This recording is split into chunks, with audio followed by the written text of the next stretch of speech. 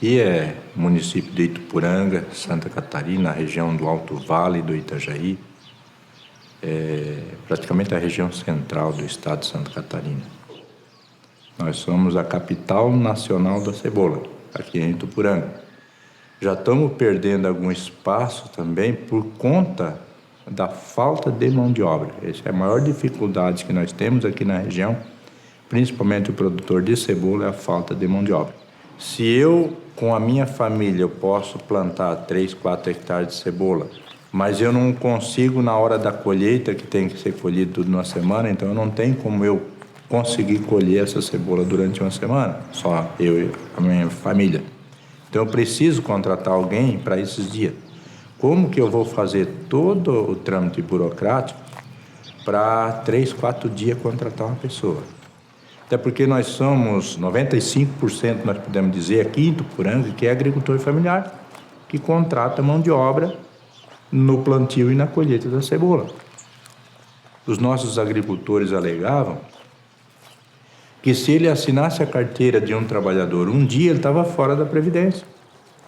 Como que ele ia pagar o INSS, recolher mensalmente para ele, para a esposa e para os filhos maiores de 16 anos, se ele necessitava de um período tão curto de contratar o empregado? E aí então começou a, graças ao DIESE, que nesse projeto ali de combate à informalidade por meio do diálogo social, surgiu a oportunidade de implantar esse piloto na área rural aqui em Ituporanga.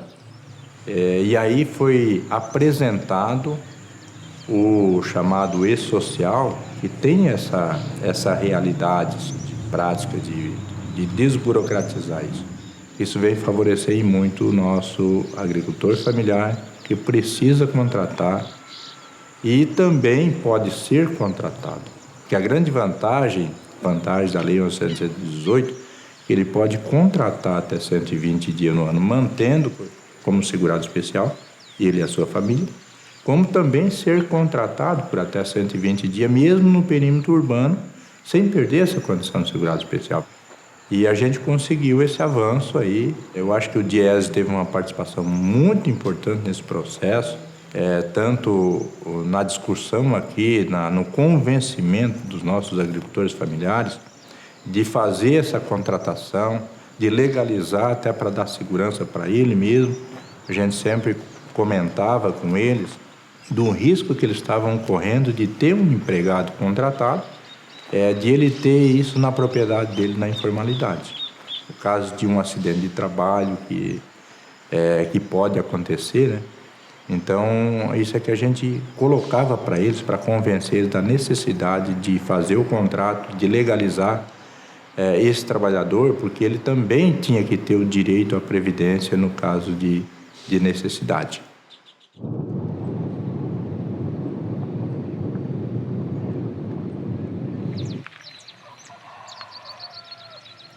Comecei a plantar cebola nos anos 70 e pouco já.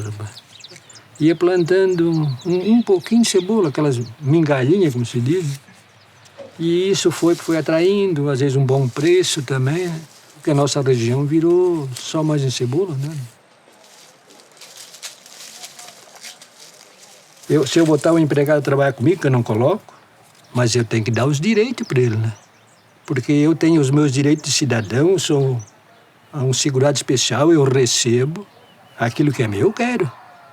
E eu não posso tirar o direito da outra pessoa, né? Bom, aquele de boné é o meu filho mais novo, aquele lá é o neto. Eles plantam no meu terreno, né? Por exemplo, não paga renda. Então as outras lavouras, um feijão, uma cenoura, daí nós plantamos a meia, né? Então eu fico ajudando no tomate a mesma coisa, porque eles são mais gente na família, então eu trabalho no tomate para compensar a mão de obra que eles me ajudam no outro serviço.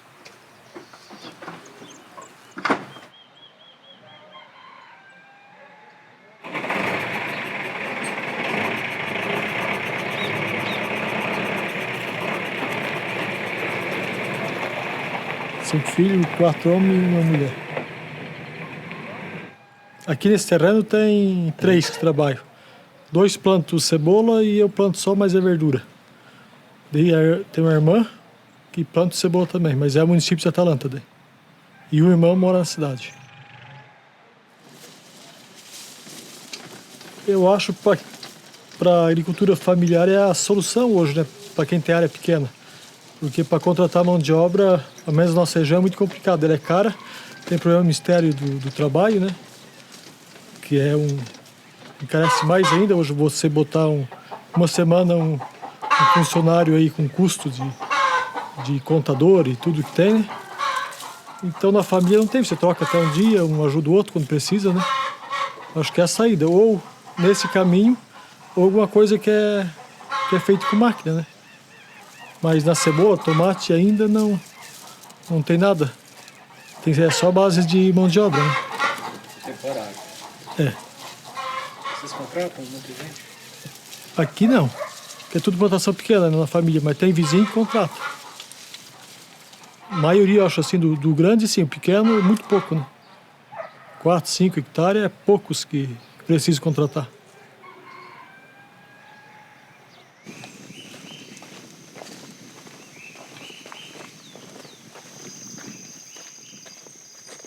Eu vim de São José do Belmonte, Pernambuco.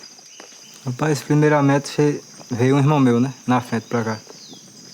Dar uma trabalhinha e aí eu fiquei lá em Pernambuco. Mas só que assim, lá pra nós é sofrido que tem que plantar e não tem irrigação, né? Essa área sequeira, não tem.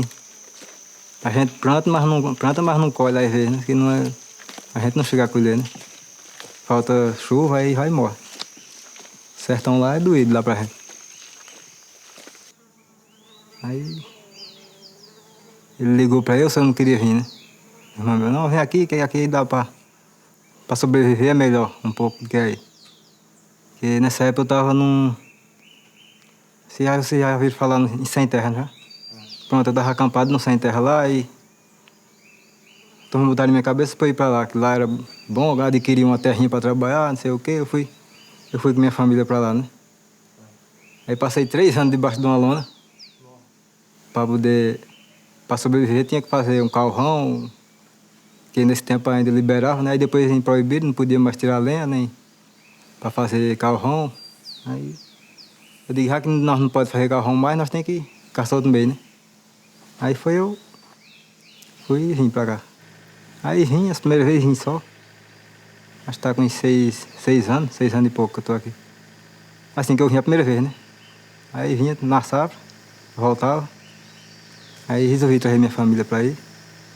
Agora vai fazer.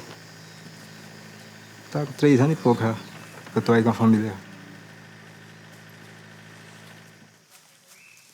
Sempre tem os padrões da gente, né? Que quando é pra começar, eles fazem os contratos, né? Com a gente, né? Na plantação. Faz aquele contrato, né? Aí só que é o que? Dá uns 15 dias, né? Vamos dizer, a plantação. Não dura muito tempo também, né? Cada coluna. Aí quando termina, a gente vai para outra. Aí termina a plantação, tem que esperar o tempo dela ficar boa de colher, né? Para poder a gente colher. Quando dizer, a gente não fica fechado naquele contrato direto, né? Não conta o tempo, né? Porque se fosse no caos que nem nós tínhamos a oportunidade de uma pessoa fechar a gente para a gente conseguir os direitos da gente, era bom, mas não pode fechar. Porque não tem serviço assim para ficar com a gente, né? Diretamente, né?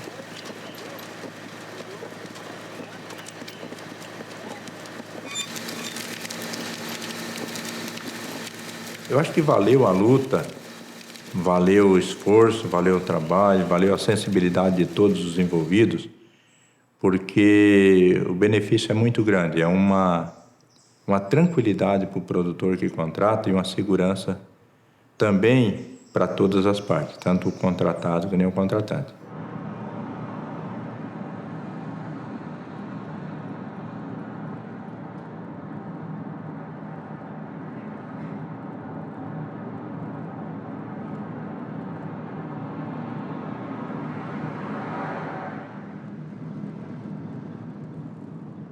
Bem, vocês estão na capital do Agreste. Caruaru é um município que concentra uma região onde temos aproximadamente 20 municípios que circundam Caruaru, com a produção significativa de confecções. Nós estamos numa região que representa o segundo maior polo de confecção do país, né? Nós temos aqui próximo a cidade de Toritama, onde é a capital do jeans. Oficialmente se fala em 40% da produção nacional vem da cidade de Toritama. Nós estamos numa região onde o crescimento se deu de forma autônoma, sem a presença do Estado induzindo aquela atividade. Na verdade, aqui, fugindo da seca, da dificuldade da seca, pequenos produtores começaram a trabalhar com calçado e depois substituíram essa atividade por pequena confecção. Isso fez com que eles trabalhassem de forma autônoma, sem a presença do Estado, sem ter investimentos públicos. Isso faz com que eles acreditem que a informalidade não é um problema, ela é um fator competitivo. Nós fomos influenciados pelo projeto do DIEESE, que é de combate à informalidade por meio do diálogo social. Como nós estamos numa região que a informalidade ultrapassa 70%, apesar da maioria da população economicamente ativa estar ocupada, mas um número significativo está à margem da legislação trabalhista. Combater isso apenas com a fiscalização ortodoxa, com a fiscalização que vai e autua, é muito pouco. Então, nós fomos influenciados e trouxemos o DIEESE para parceria no projeto de intervenção da fiscalização.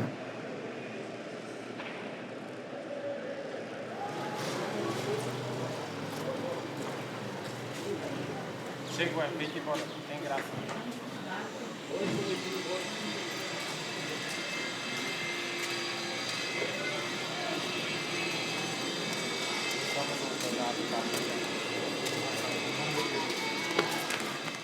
Olha, eu comecei bem novo, na idade média de 12 anos, trabalhando em facções. Eu ajudava cortando, vamos dizer assim, as linhas das peças que saíam das máquinas. E assim, a questão de montar uma facção nessa região da gente não é tão difícil. Geralmente o pessoal compra a sua máquina, né? Aí naquele processo, no trabalho, aí vai se adquirindo algum recurso, compra-se mais outra, e quando se vê tem o maquinário de fazer a fabricação completa. Aí começa, não digo contratar, mas chamar pessoas. Você chama um conhecido, tem um vizinho meu que trabalha, já faz esse tipo de costura. Então aí chama, quer trabalhar comigo, a gente vai fazer assim, assim. E nisso vai se pegando a mercadoria do pessoal para ir aprontando. Então vai sendo como se fosse o processo da montagem. E é basicamente assim, parentesco. E o futuro é basicamente isso. No caso seria a melhoria. Para futuramente tá tudo orgânico, como se diz, tudo organizado, tudo os pontos nos is, como se diz.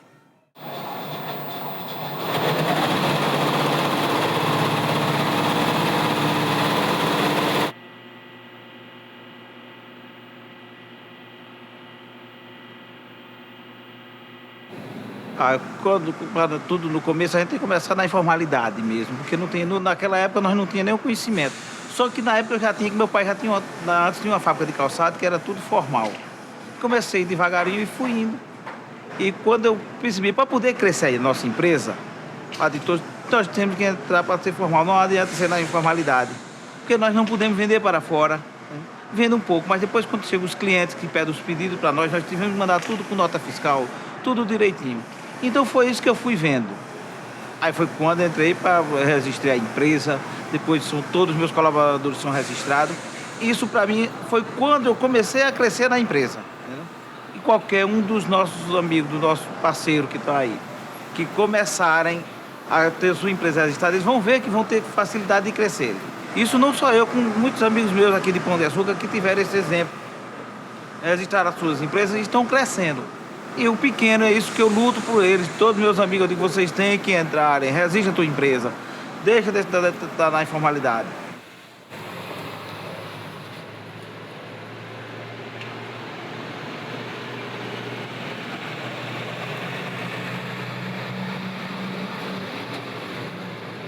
Quando a gente diz que aqui um trabalhador, ele não quer se registrar, não quer ser formalizado, não quer estar com carteira assinada, não é brincadeira, não é mentira, é verdade.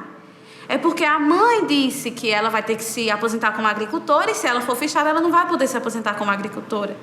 Então a gente tem que entender que é uma cultura, é passado de pai para filho. Na visão delas, a informalidade é isso, é só pagar imposto, né? E quando a gente vai levar para as pessoas que não é isso a informalidade, que a informalidade prejudica, que ela é uma coisa ruim, eles vão perguntar por quê. O que é que eu ganho em ser formal? Porque se eu sou informal eu não pago imposto, se eu sou informal eu vendo minha mercadoria mais barata, se eu sou informal até eu pago mais ao meu funcionário e ele trabalha feliz. Então essas são as vantagens para eles de ser informal. E quando a gente mostra que na verdade, quando você é formal você gasta menos com funcionário, quando você é formal você tem a oportunidade de um crescimento, porque o informal ele cresce até determinado ponto.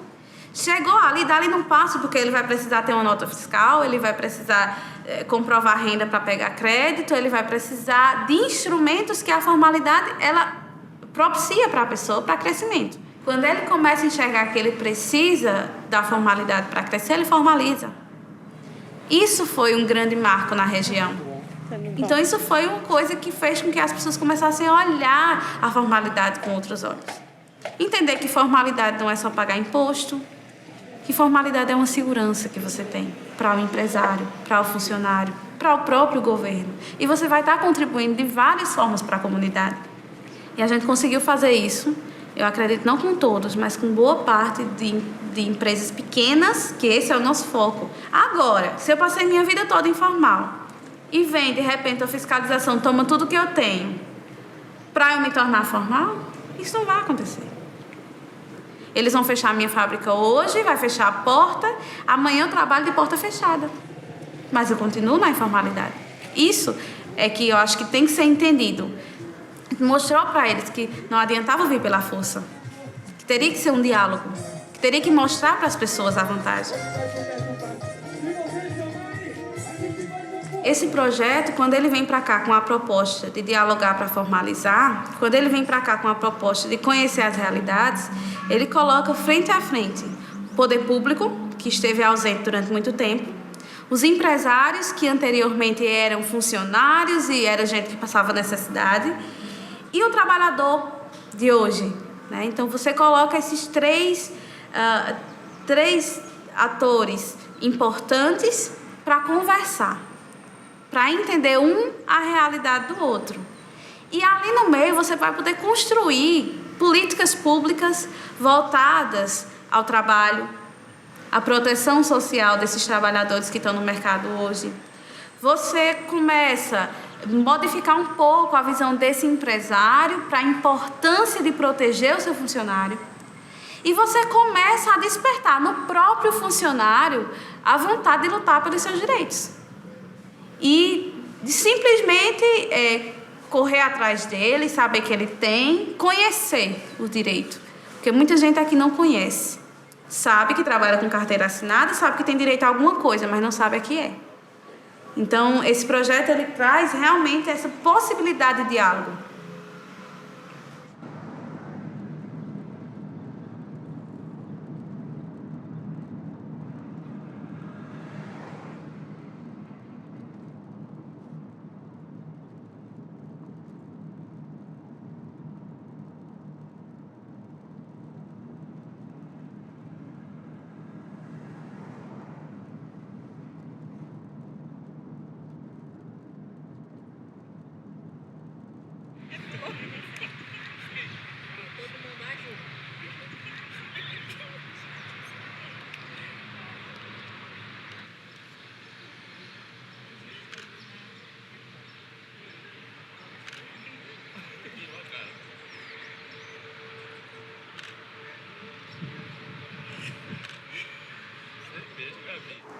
Alisson, geralmente eu trabalho embalando e selando o saco de castanha.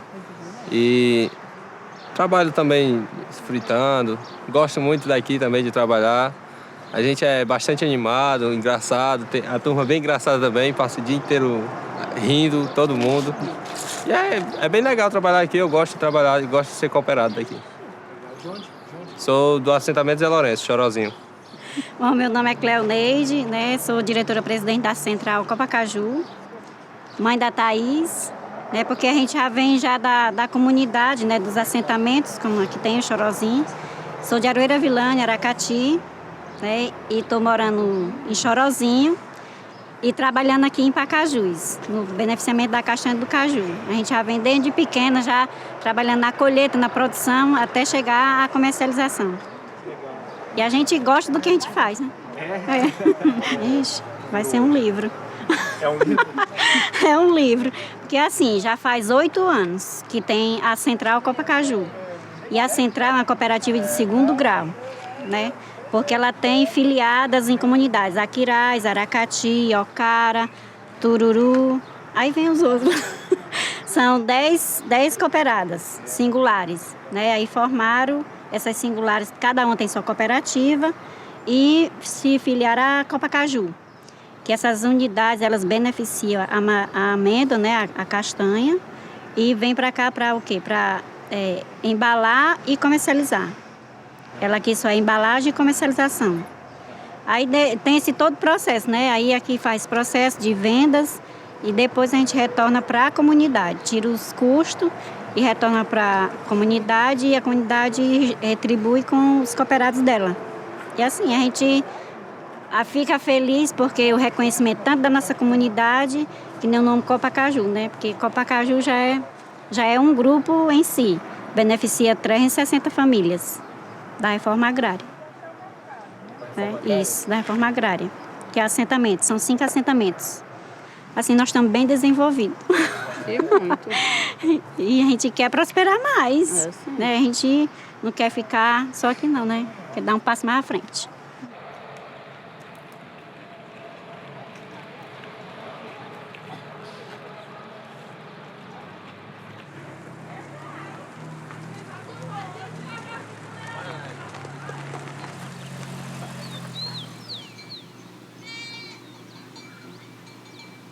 Nós estamos no município de Ocara, região metropolitana ainda do estado do Ceará. Nós aqui somos um projeto de assentamento, São José II, do INCRA. E o nome da comunidade chama Che Guevara, foi batizado com referência ao Ernesto Che Guevara, que fez a Revolução Cubana. Nós chegamos aqui, ocupamos a terra em janeiro de 99 e recebemos a nossa emissão de posse em agosto de 99. Hoje a cooperativa ela trabalha em contrapartida com o produtor, como era que a gente fazia antigamente. Todas as pessoas trabalhavam no pomar. E aí, o que acontecia? Toda a renda era proveniente só do pomar. Quando era na época de produção, a gente vendia a produção para um atravessador, ele levava para as grandes indústrias, e a gente passava o resto do ano, que a produção do cajueiro são basicamente 3 meses. A gente passava o resto do ano à deriva, não tinha... Hoje não. Nós compramos do produtor, ele já vende a castanha melhorada e nós, em contrapartida, pagamos acima do preço do mercado. O produtor ele conseguiu melhorar de renda e ele conseguiu agregar renda quando a esposa, quando o filho, ele vem ajudar no processo dentro da unidade. Nós vínhamos trabalhando desde 2007, só que nós tínhamos muita dúvida a respeito da legislação. Porque muitas pessoas tinham receio de se cooperar, porque na verdade isso não era uma dúvida só dos produtores, isso era uma dúvida também dos próprios órgãos. Como era uma atividade nova, como que o agricultor, né? Agricultor começa a beneficiar o meu produto, botar no mercado, sem perder a minha identidade. Isso também era novo até para os órgãos. E todo o processo ele foi feito pelo DIEESE, de articulação com os órgãos, com os ministérios, né? Foi elaborada uma cartilha, né? Trazendo todas as informações de como era que se dava o processo. Mesmo eu beneficiando o meu produto, nós sendo todos da comunidade, sendo todos segurado especial, a gente não perde, porque nós estamos beneficiando, apenas melhorando o nosso produto. Então, não estamos trabalhando com produto de terceiro. E eles sempre buscaram a participação dos trabalhadores. Todas as 10 cooperativas levaram representantes para todas as reuniões. Então, todo o Ceará está representado dentro desse projeto do DIEESE, da redução da informalidade. Então, todas as cooperativas hoje têm a mesma formação e informação sobre o processo. Então, hoje, com essa informação, as pessoas não têm dificuldade em se cooperar, em ser colaborador dentro da unidade, já sendo cooperado, porque as pessoas sabem que a gente não perde a identidade.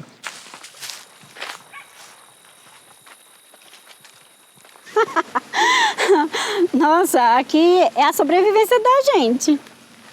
Assim, porque eu digo assim, hoje eu estou na central, mas a sobrevivência depende lá do pomar.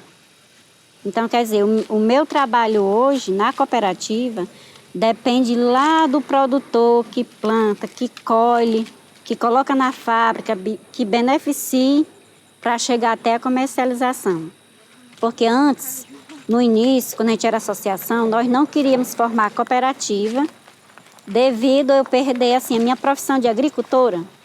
Assim, não, ninguém não vai se cooperar não, porque a gente vai deixar de ser agricultora. Vai passar a ser a cooperada e vai trabalhar, vai ter uma renda, aí não vai dar para a gente formar a cooperativa. Mas aí essa reunião foi esclarecendo, porque quando a gente chegava no INSS, aí eles diziam, não, volte lá no sindicato, vocês têm que pagar um laudo. Quando chegar no sindicato, não, para vocês pagar esse laudo tem que ir no INSS. Aí ficava pulando que nem pipoca, de um lado e para o outro. Aí assim, não, a gente teve informação que não é assim. E a gente foi no INSS e dizemos, olha, a gente teve reunião com o DIEESE e a gente sabe que o nosso direito é esse. E a gente somos segurados especiais, então a gente quer ter direito. E ele dizia, onde foi que vocês tiveram essas informações? Que nem pessoa do INSS sabia tanto que nem a gente sabia, já estava sabendo. Então, eu acho que a minha comunidade está bem, mas assim, procura melhorar mais ainda. Então, nós estamos na riqueza. Na riqueza do que a gente, tanto do conhecimento. Eu digo assim, mais do conhecimento, porque com o conhecimento você transforma as outras coisas, né? E possui, tem também. Acho que é isso. É bom demais. Muito obrigado. E assim, eu não digo assim, minha pessoa, eu comunidade. Assim, a gente agradece a oportunidade, tanto que a Fundação Banco do Brasil, que nem o DIEESE, propôs a gente. Agora, eu tenho assim, que dizer que a gente agradece muito, porque foi através deles que a gente tem o conhecimento. Assim, hoje eu estou onde eu estou, eu devo essas instituições, essa oportunidade que eles deram para a gente, porque não são todos que têm essa oportunidade. Então a gente teve, graças a Deus, agarramos com as duas mãos e a gente está até hoje e fica assim. E agora fica o convite, já que o DIEESE convidou a gente, né, a Fundação Banco do Brasil, para participar. E agora eu convido o DIEESE voltar para, assim, continuar os trabalhos que a gente deu início, né? Então, fica o convite aí para o DIEESE, para vir visitar a gente de novo. Só isso. Obrigado. Obrigado. Então, vamos que vai anoitecer. Vou chegar em casa de novo de noite.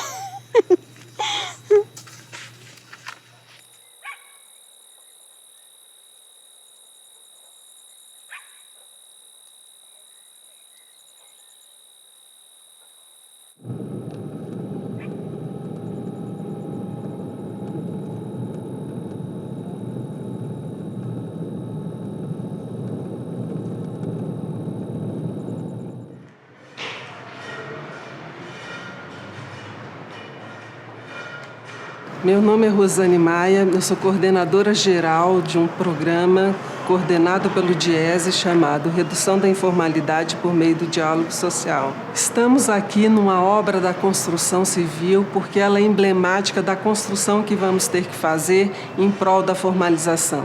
A informalidade é um grande obstáculo ao desenvolvimento brasileiro, de países semelhantes, e o DIESE entendeu que esse programa poderia articular as políticas, mobilizar a sociedade a partir do diálogo social, que é uma forma de fazer com que os atores sociais consigam discutir, refletir e propor políticas a partir de sua visão, fazendo com que essa intervenção social seja o resultado de um processo de grande mobilização.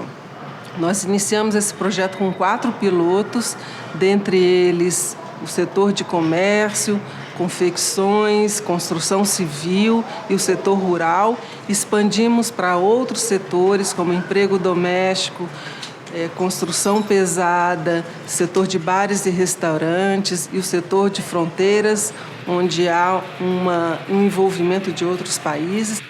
A conscientização permite que os atores tomem para si os rumos do processo e sejam protagonistas de uma nova forma de lidar com o problema. Nós assistimos isso em outros setores, em outros pilotos, que a partir desse movimento passaram a conduzir de forma autônoma e autodeterminada os rumos desse processo.